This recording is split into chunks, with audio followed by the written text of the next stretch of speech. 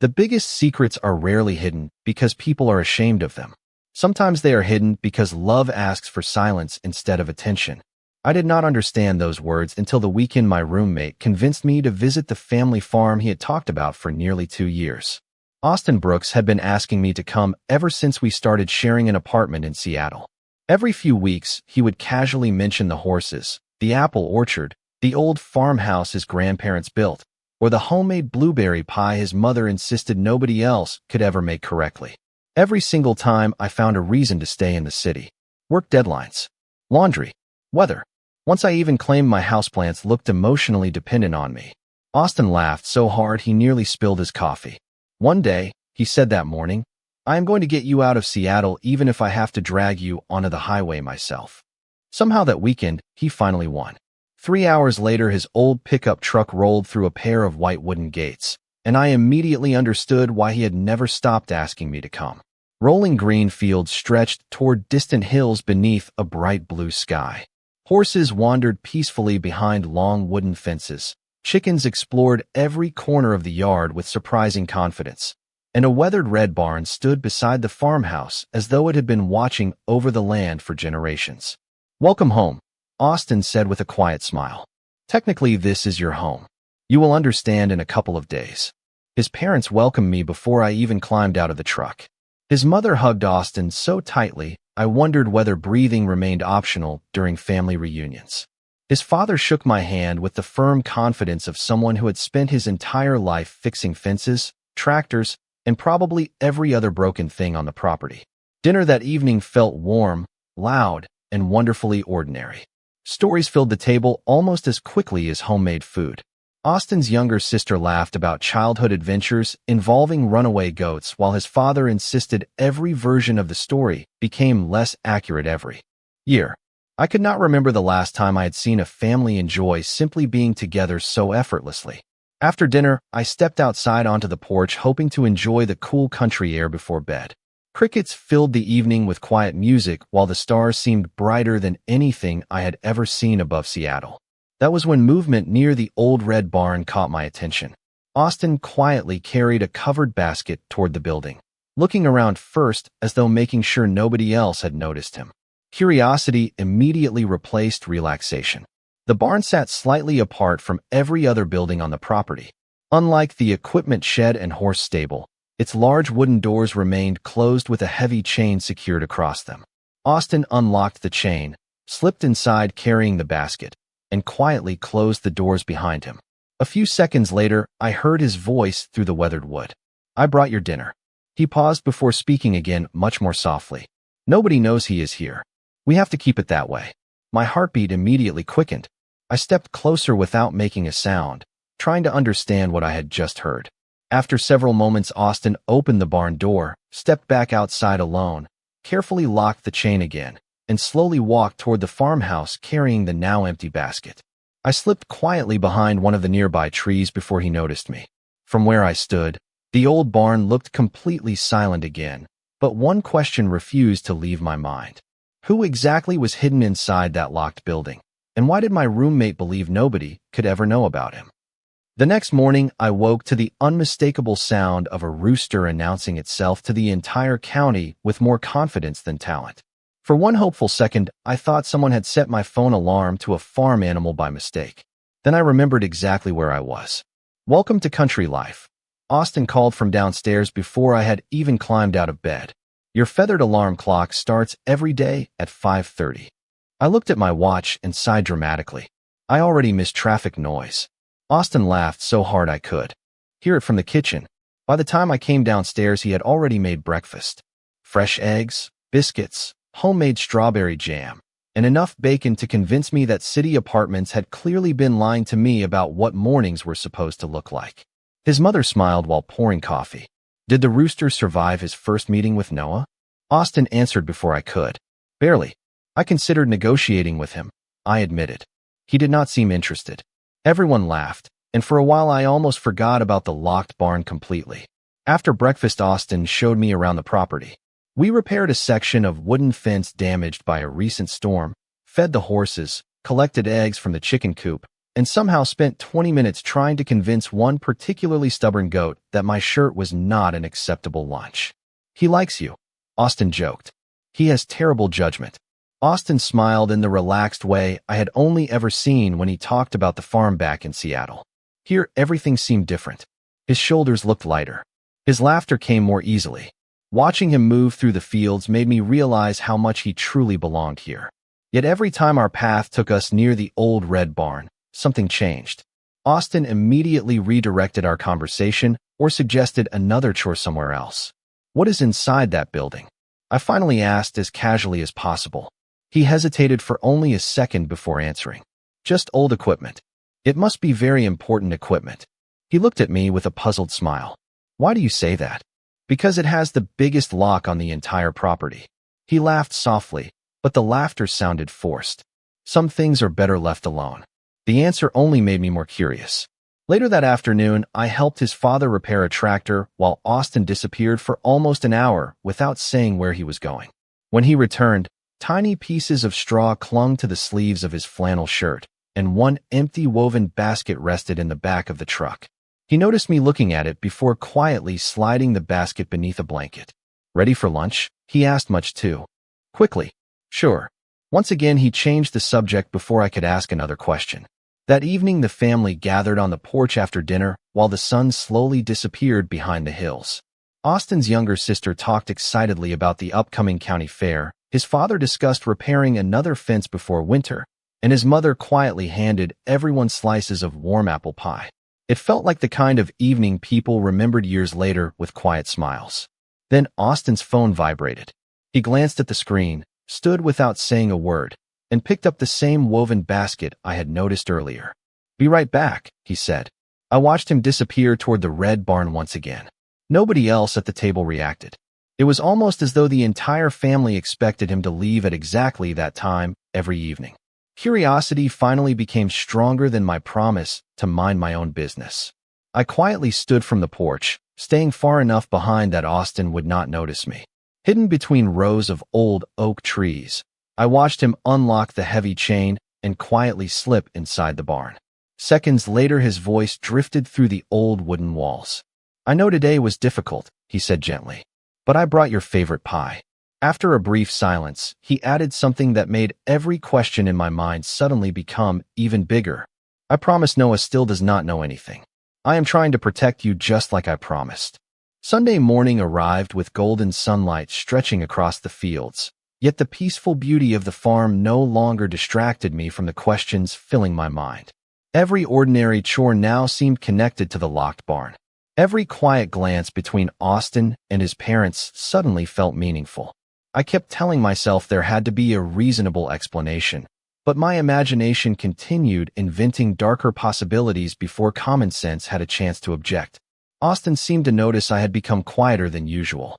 While we repaired another section of fence, he smiled and nudged my shoulder with his own.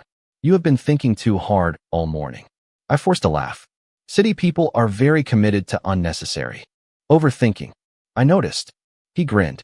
Yesterday, you spent 5 minutes trying to figure out whether goats can recognize sarcasm. That is still an unanswered scientific question. He laughed so easily that I almost forgot about the barn again. Almost. Around lunchtime, his father asked Austin to drive into town for replacement tractor parts. It will probably take an hour, his father said. Maybe longer if the hardware store is busy. Austin nodded before looking toward me. Want to come? I almost agreed. Instead, I surprised both of us by saying, I think I will stay here and help your mom with lunch. Are you sure? Absolutely. He smiled without suspicion before climbing into the truck and disappearing down the long gravel driveway. The moment the sound of the engine faded, I felt guilty for what I was already planning. I hated the idea of invading someone's privacy, especially Austin's. But every unanswered question had become impossible to ignore.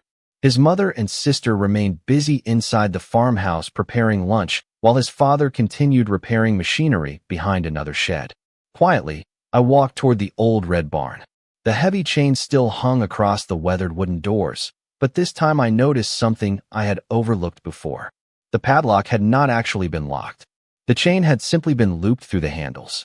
My heartbeat quickened. For several long seconds I stood completely still, silently arguing with myself. Then curiosity won. I carefully lifted the chain aside and slowly pulled one of the large wooden doors open just wide enough to step inside. I immediately realized how completely wrong my imagination had been. The barn did not contain stolen property, hidden money, or anything remotely dangerous. Sunlight poured through high windows onto polished wooden floors that had clearly been renovated with extraordinary care. One corner held comfortable furniture, bookshelves, framed family photographs, fresh flowers, and a small kitchen area. It looked less like a barn and more like a quiet little home built inside an old farm building. At the far end of the room sat an elderly man wrapped in a warm blanket, peacefully, reading a novel beside a large window overlooking the fields. He slowly looked up, smiled kindly, and closed his book. "You must be Noah," he said with surprising warmth. I stood frozen, unable to speak. "Austin talks about you all the time." Every frightening theory I had created over the last 2 days collapsed in a single moment. Before I could apologize or explain why I was standing inside a place I clearly should not have entered, I heard tires crunching across the gravel driveway outside. Austin had returned much sooner than expected. My heart immediately sank. Seconds later, hurried footsteps crossed the porch outside the barn, followed by the sound of the wooden door opening wider behind me. I slowly turned around to find Austin standing silently in the doorway, the small box of tractor parts still in one hand. Hurt appeared across his face long before disappointment did, and in that quiet moment I realized the greatest mistake I had made was never opening the barn door. It was believing the worst about the person who had trusted me enough to call me his closest friend. Austin stood silently in the doorway for what felt like an eternity. The small cardboard box of tractor parts rested against his side, while disappointment slowly replaced the surprise on his face. Neither of us spoke. The only sound inside the old barn came from the ticking clock hanging above the bookshelf and the soft breeze drifting through the open window. I opened my mouth several times before any words finally appeared. "Austin, I am sorry." My voice sounded much smaller than I expected. He looked at me quietly before setting the box onto a nearby table. "I wish you had asked me." There was no anger in his voice. Somehow that made the guilt even worse. "I know." I lowered my eyes. "I thought I understood what was happening." "You thought the worst." I nodded slowly because there was no point pretending otherwise. Before either of us could continue, the elderly man gently closed his book and smiled with remarkable kindness. "Austin," he said softly, "I think your friend has already punished himself enough." Austin looked toward him before letting out a slow breath. "Maybe." The older man turned toward me. "My name is Walter." I shook his hand carefully. "Noah." Walter smiled warmly. "Austin told me you would eventually visit the farm. I just did not expect us to meet this way." Embarrassment washed over me again. Neither did I. Walter chuckled quietly. "Life has unusual timing." Austin remained silent for another moment before walking farther inside. He looked around the room as though deciding where to begin. Finally, he pulled out one of the wooden chairs and sat down across from me. "This barn used to store equipment," he said quietly. "About 5 years ago, my grandfather became very sick." I listened without interrupting. His condition slowly affected his memory. Some days he recognized everyone. Other days he became frightened whenever strangers visited the house. Austin glanced toward Walter with unmistakable affection. Eventually, Grandpa asked for one thing. Walter smiled faintly. "I wanted somewhere peaceful." Austin nodded. He loved this barn more than any other place on the farm. So my parents renovated it into a small home where he could enjoy the fields, the horses, and the quiet without feeling overwhelmed. I slowly looked around again. Suddenly, every detail made perfect sense. The bookshelves, the comfortable furniture, the flowers, the little kitchen. Nothing had been hidden out of shame. Everything had been built out of love. But why keep it secret? I asked gently. Walter answered before Austin could. "Because I did not want the entire county talking about my health." He smiled kindly. "People mean well, but sympathy can become exhausting." Austin nodded. Grandpa worried everyone would treat him differently if word spread. So our family promised his privacy would always come first. Every mysterious moment from the past few days suddenly fit together. The baskets full of food, the quiet evening visits, the whispered conversations, the careful promise that nobody else could know. None of it had ever been suspicious. It had simply been a grandson protecting the dignity of someone he loved. I covered my face with one hand and laughed softly at myself. I spent 2 days imagining something completely different. Austin smiled sadly. I figured that might happen someday. You knew? People notice a locked barn. He shrugged gently. I just hoped they would respect the boundary instead of trying to solve a mystery. His words landed harder than any accusation could have. I looked directly at him. I broke your trust. Austin remained quiet. And I judged you before I ever gave you the chance to explain. Walter leaned back comfortably in his chair before smiling at both of us. The nice thing about trust, he said gently, is that honest people can rebuild it together if they truly want to. Austin met my eyes once more, and although the disappointment had not completely disappeared, I could finally see something else returning as well. Hope. I barely slept that night. Every time I closed my eyes, I saw the expression on Austin's face when he found me standing inside the barn. It was not anger that haunted me. It was disappointment. Somehow that hurt far more. By sunrise, I had already made one decision. I was not going back to Seattle that afternoon as originally planned. I quietly walked downstairs before anyone else had finished breakfast and found Austin loading hay into the back of an old trailer. He looked up when he heard my footsteps, but quickly returned to his work. Morning, he said politely. Morning. I stood there awkwardly for a moment before finally speaking. I changed my plans. He stopped lifting the next bale of hay. What do you mean? If your family does not mind, I would like to stay a few more days. Austin looked genuinely surprised. Why? I smiled faintly. Because I spent the last 2 days making assumptions instead of helping the people who actually needed help. For several seconds, he simply watched me. Then the smallest smile appeared. The goats still need feeding. I survived them yesterday. That was only because one of them was distracted by your shoelaces. I laughed. I am willing to take that risk again.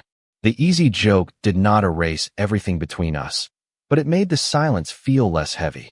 By mid-morning, we were repairing another fence together while the horses wandered peacefully nearby. Farm work turned out to be strangely therapeutic. It demanded enough attention that there was little room left for embarrassment. Austin patiently showed me how to stretch fencing wire correctly after I somehow managed to tangle it into what he described as modern art. You definitely have a future, he joked. Just probably not in construction. I appreciate your confidence. That was not confidence. We both laughed, and for the first time since entering the barn, our conversation sounded natural again. After lunch, Walter invited us to play a game of checkers inside the renovated barn. I quickly discovered he was far more competitive than either of us expected.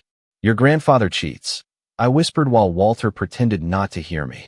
Austin smiled. He has been accused of that since 1973. Walter moved another checker with complete confidence. Only by people who lose. We laughed until tears formed in our eyes. Watching Austin sit beside his grandfather quietly explaining each move with endless patience showed me another side of him I had never seen back in Seattle. He never hurried Walter. He never became frustrated when the conversation repeated itself. Every answer carried the same kindness as though it were the first time he had been asked. That evening, Austin and I carried fresh vegetables from the garden toward the farmhouse, while the sunset painted the fields in deep shades of gold and orange. We walked slowly without saying much. Finally, I stopped near the fence overlooking the pasture. Can I tell you something? I asked. Austin nodded. When you first invited me here, I thought you just wanted to show off the farm. He smiled softly. Partly. I laughed. Now I realize you were inviting me to see the most important part of your life. Austin looked toward the old red barn, standing quietly beneath the evening sky. I wanted someone to know the real me, he admitted. Not the version everyone sees in the city. I looked at him with complete honesty. I think I finally do. He remained silent for a moment before smiling in a way I had never seen before, completely open and completely genuine. Standing there beside the fence, with the evening breeze moving gently through the fields, I realized something that surprised me almost as much as the secret inside the barn. Somewhere between my terrible assumptions, Walter's endless kindness, and Austin's quiet strength, I had stopped looking at the farm as a place I was visiting. Without noticing when it happened, it had quietly begun to feel like somewhere I never wanted to leave. Monday morning arrived wrapped in cool autumn sunlight, and for the first time in years I woke before Austin instead of hearing him moving around the kitchen first. I quietly slipped downstairs and found his mother already preparing breakfast. You are up early, she said with a warm smile. I wanted to help. She laughed softly. Austin usually says that right before accidentally making twice as much work. That sounds unfair. You will understand after 10 minutes in the kitchen. She turned out to be completely right. Within 15 minutes, I somehow managed to crack an egg directly onto the floor instead of into the bowl, while Austin walked in just in time to witness the entire disaster. He folded his arms and smiled. I leave you alone for 5 minutes. Gravity is aggressively against me. Apparently. We both laughed, and for the first time since arriving at the farm, I realized how naturally we had fallen back into teasing each other. The awkward distance created by my mistake had quietly disappeared. After breakfast, Austin asked whether I wanted to help repair one of the horse paddocks before driving back to Seattle the following morning. I looked toward the fields stretching beyond the farmhouse before answering. Can I stay one more day? Austin blinked. Another day? I nodded. I am not ready to leave yet. He smiled in a way that immediately made every extra hour worthwhile. We spent the afternoon replacing fence boards beneath a bright blue sky, while horses wandered nearby with complete indifference toward our questionable carpentry skills. At one point, I accidentally hammered my own work glove to the fence. Austin laughed so hard he had to sit down on an overturned bucket. Please do not tell anyone in Seattle about this. I cannot make promises like that. You are a terrible roommate. I am an honest one. Even Walter laughed when Austin told him the story during dinner.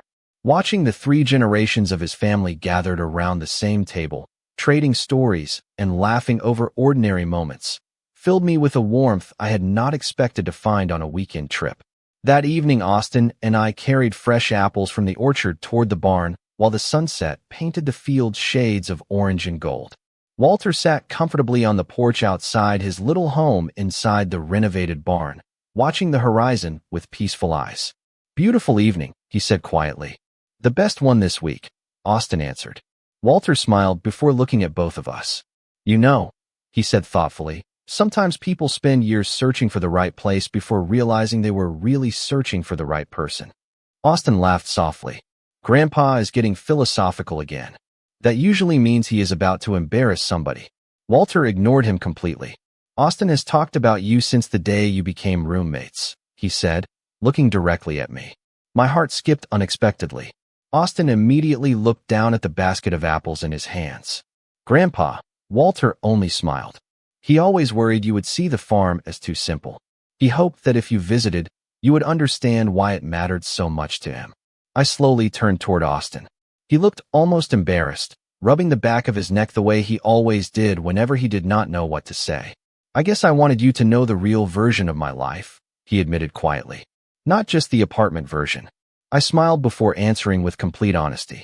I think the real version is even better. Austin finally looked up, and for several quiet seconds neither of us spoke. The evening breeze moved gently through the orchard while horses grazed peacefully beyond the fence, and somewhere between the fading sunlight, Walter's knowing smile, and the warmth in Austin's eyes, I realized I was no longer afraid of discovering another secret. The only thing left for me to discover was how long I had already been falling for the man standing beside me. Tuesday morning arrived much sooner than either of us wanted. My suitcase waited beside the front door of the farmhouse, but for the first time since arriving, leaving no longer felt exciting. It felt strangely wrong. Austin noticed me staring at the suitcase while we finished breakfast. You know, he said with a small smile, most people are happy to sleep in their own beds again. I looked toward the window overlooking the fields. I think your farm spoiled me. Was it the fresh air?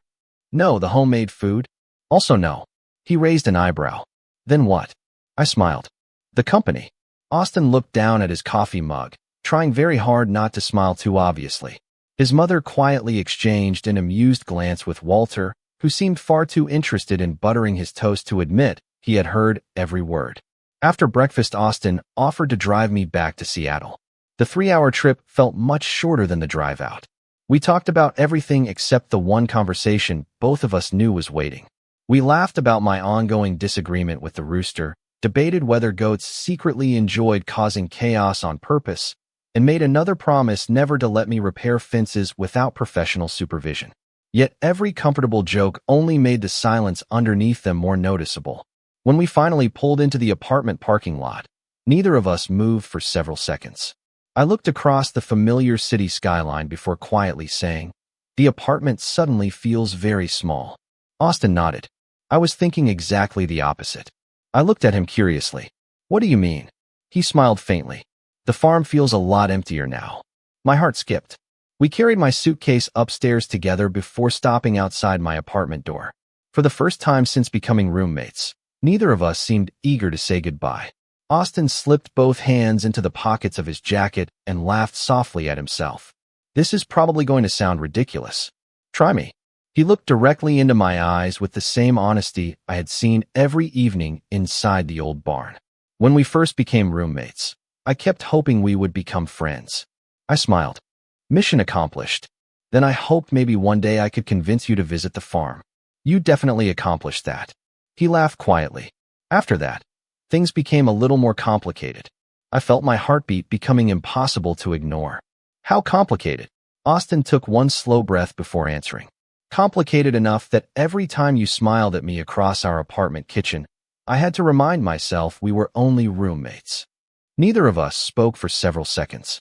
Cars passed quietly on the street below, while somewhere down the hallway someone laughed behind a closed apartment door. Ordinary sounds continued exactly as always, yet everything between us had quietly changed. "Austin," I said softly, "can I tell you something?" He nodded. "The first night on your farm, I thought I had discovered something terrible about you." I laughed gently at my own mistake. Instead, I discovered the kindest person I have ever met. His smile grew warmer. "That is a much better ending." I shook my head. "I do not think it is the ending."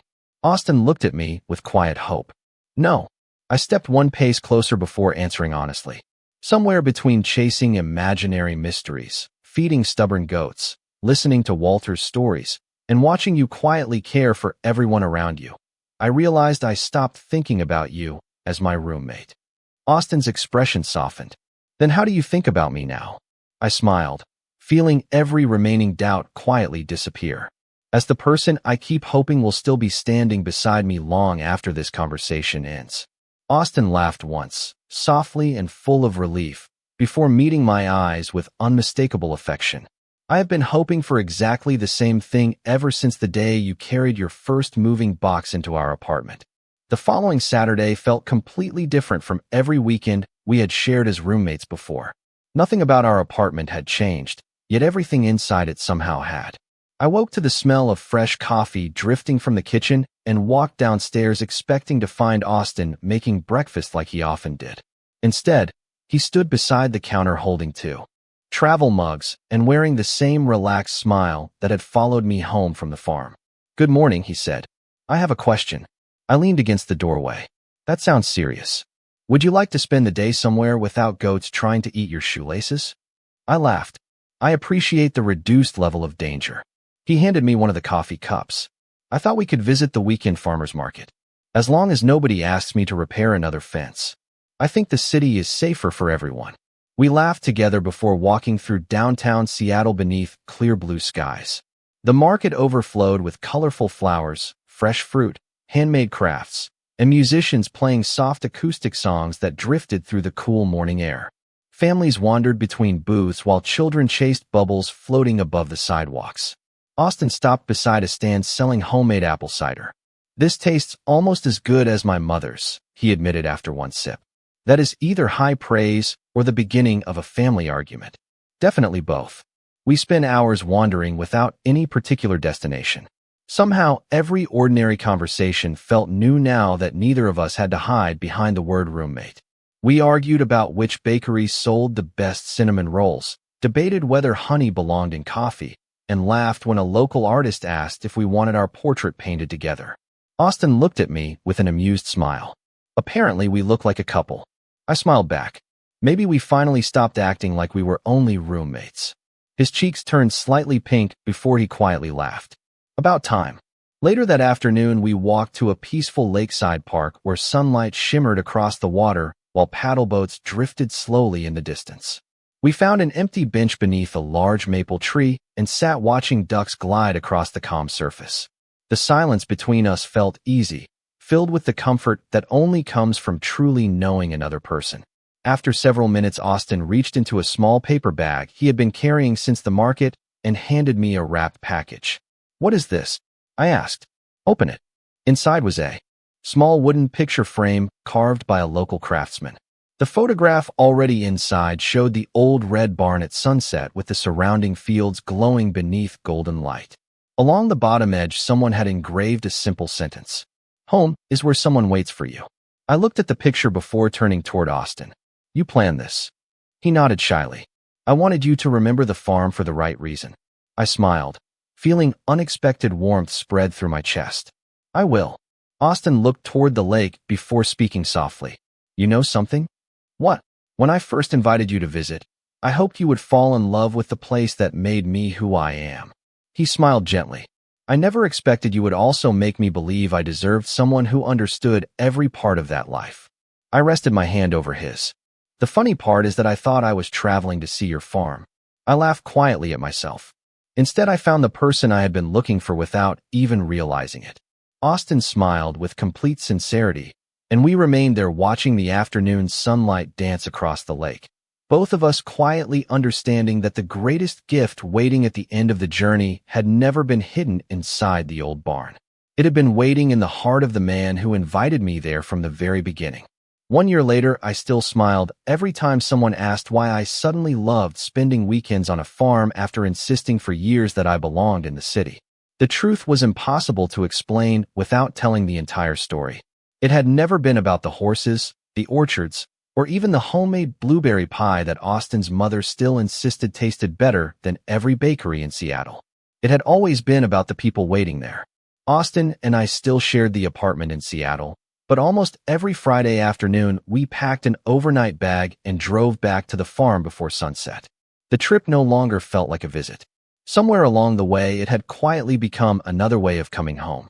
Walter still lived peacefully inside the renovated barn, surrounded by books, fresh flowers, family photographs, and wide windows, overlooking the fields he loved most. Some days he remembered every story from 50 years ago with perfect detail. Other days he asked Austin the same question 3 different times before lunch.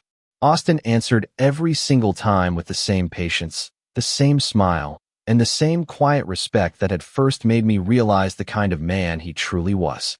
Watching him never became ordinary. If anything, it reminded me every day why I had fallen in love with him. One warm Saturday afternoon, the farm hosted a small community gathering where neighbors helped harvest apples for local food banks, while children laughed between hay bales and families shared homemade meals beneath long rows of string lights. Austin's father organized tractors. His mother somehow convinced everyone to eat another slice of pie, and Walter spent the afternoon teaching children how to play checkers beneath the old oak tree. Looking around the farm, I realized the secret hidden inside the barn had quietly changed more lives than anyone outside the family would ever know. It had protected one man's dignity while teaching everyone around him what real kindness looked like. As the evening sun painted the fields with shades of gold, Austin and I carried baskets of apples toward the orchard, where volunteers packed fresh produce for nearby families. He smiled as he handed me another basket. "You know," he said, "you are much better at farm work now." I laughed. "That is because nobody lets me near the fences anymore." We all learned from experience. We both laughed before finishing the last basket together. Later that evening, we stood beside the old red barn while the first stars slowly appeared above the fields. I looked toward the weathered wooden doors and quietly smiled. "I still think about the first night I saw you walk in there carrying that basket." Austin looked at me with gentle amusement. "You thought I was hiding something terrible. I was completely wrong." I slipped my hand into his. The truth was so much better than anything I could have imagined. Austin squeezed my hand gently before looking toward the barn. "Grandpa always says the best things in life are worth protecting." I nodded slowly. He was right. We stood together in comfortable silence while crickets filled the evening air and the old farmhouse lights glowed warmly across the yard. Looking back, I realized the greatest discovery I had made was never hidden behind the locked barn door. It was learning that the strongest hearts often carry their greatest kindness quietly, expecting nothing in return. If I had trusted my assumptions instead of my curiosity, I might have walked away from the most important person I would ever meet. Instead, One unexpected weekend taught me that sometimes the greatest love stories begin not when we uncover someone else's secret, but when we finally let go of our own fear of truly seeing them for who they have been all along.